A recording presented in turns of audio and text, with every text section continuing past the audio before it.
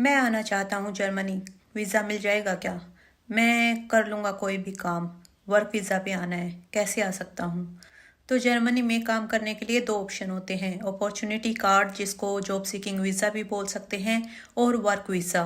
तो opportunity card या job seeking visa में क्या होता है कि आपको आपकी कुछ स्किल्स जो हैं या आपका प्रोफेशन है वो मैच करना चाहिए जर्मनी में।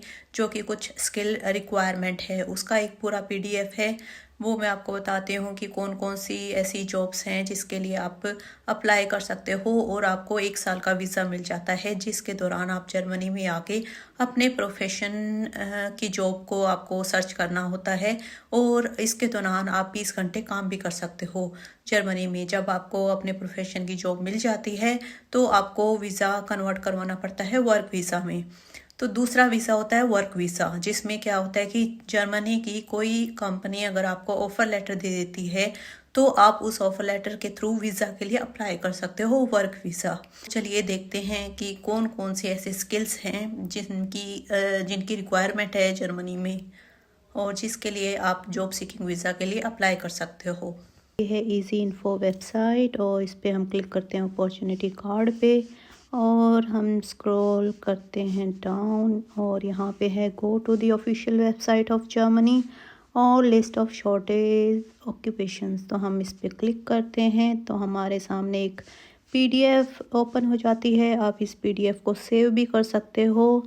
और चलिए देखते हैं कि कौन कौन से ऐसे प्रोफेशंस है जिनकी रिक्वायरमेंट है जर्मनी में। तो सबसे पहले आता है ग्रुप 132 में manufacturing, mining, construction and distribution managers. उन्हें दे रखा है कि manufacturing managers, mining managers, construction managers and supply distribution and related manager. तो अगर आपका प्रोफाइल इससे मैच करता है तो आप अप्लाई कर सकते हो अपॉर्चुनिटी कार्ड को। और फिर आता है information and communication technology service manager, group 133 में आता है। और ग्रुप 134 में आता है प्रोफेशनल सर्विस मैनेजर्स, जिसमें चाइल्ड केयर सर्विस मैनेजर्स और हेल्थ सर्विस मैनेजर्स आते हैं।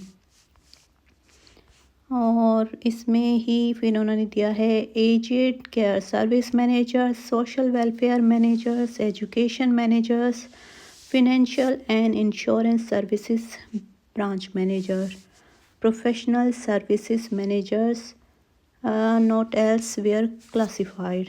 तो अगर आपने किसी यूनिवर्सिटी में या फिर एनजीओ में या फिर एजुकेशनल डिपार्टमेंट में, फाइनेंशियल डिपार्टमेंट में अगर काम कर रखा है तो आप अप्लाई कर सकते हो अपॉर्चुनिटी कार्ड के लिए।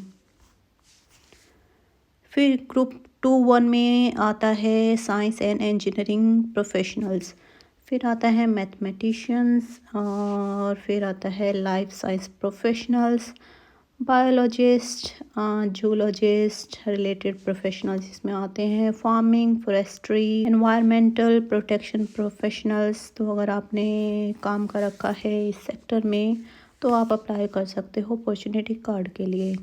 इंजीनियरिंग प्रोफेशनल में आते हैं industrial and production engineer, civil engineer, environmental engineer, mechanical, chemical, mining and mining engineer, engineering professionals. तो इसमें आप अप्लाई कर सकते हो। अगर आपने इंजीनियरिंग कर रखी है तो अगर आपको 3 साल का एक्सपीरियंस है तो मोस्टली यहाँ पे रिक्वायरमेंट है ही, तो आप अप्लाई कर सकते हो। Electro technology engineer, electrical engineer, electronics engineer, telecommunication engineer. और फिर आते हैं आर्किटेक्ट्स, प्लानर, सर्वेयर, डिज़ाइनर्स। तो अगर आपने काम कर रखा है एज एन आर्किटेक्ट आपने काम कर रखा है, या फिर building architects, landscape architect, town and traffic planner अगर आपने काम कर रखा है इन सेक्टर में तो आप अप्लाई कर सकते हो अपॉर्चुनिटी कार्ड के लिए। फिर ग्रुप 21 में आते हैं मेडिकल डॉक्टर, स्पेशलिस्ट आ गए या फिर जर्नलिस्ट आ गए। तो अगर आपके पास है डिग्री और आपने काम कर रखा है तो आप अप्लाई कर सकते हो। ग्रुप 222 में नर्सिंग प्रोफेशनल्स, तो अगर आपको नर्सिंग में एक्सपीरियंस है तो आप अप्लाई कर सकते हो अपॉर्चुनिटी कार्ड के लिए। फिर आता है ग्रुप 2 to 6 में अदर हेल्थ प्रोफेशनल्स, जिसमें डेंटिस्ट हो गए, फिजियोथेरेपिस्ट हो गए, डाइटिशियंस हो गए, न्यूट्रिशनिस्ट हो गए और ऑडियोलॉजिस्ट एंड स्पीच थेरेपिस्ट हो गए, हेल्थ प्रोफेशनल्स हो गए। तो ये अगर आपका मैच करता है तो आप अप्लाई कर सकते हो अपॉर्चुनिटी कार्ड के लिए। तो और इसमें ग्रुप 2-3 में आता है टीचिंग प्रोफेशनल्स। अगर आप अगर आपने एज अ प्रोफेसर काम किया है, टीचर काम किया है, तब भी आप अप्लाई कर सकते हो अपॉर्चुनिटी कार्ड के लिए। फिर आता है vocational education teachers, secondary education teachers, primary school and early childhood teachers, other teaching professionals, education method specialist, special needs teachers, other language teachers, other music teachers। तो देख सकते हो कि टीचर्स के लिए भी काफ़ी सारी अपॉर्चुनिटी है यहाँ पे। तो आप अप्लाई कर सकते हो अगर आपका प्रोफेशन मैच करता है। फिर आता है information and communication technology professionals. इसमें आते हैं सॉफ्टवेयर डेवलपर्स हो गए, एनालिस्ट हो गए, वेब एंड मल्टीमीडिया डेवलपर्स हो गए, डिज़ाइनर्स हो गए, एप्लीकेशन प्रोग्रामर्स हो गए, सॉफ्टवेयर एप्लीकेशन डेवलपर्स हो गए। तो ये सब कुछ ग्रुप 2-5 में आता है, तो आप अप्लाई कर सकते हो अगर आपके पास इनमें से किसी का एक्सपीरियंस है तो। फिर आता है database and network professionals, database and designer, administrators, system administrators, computer network professionals, database and network professionals.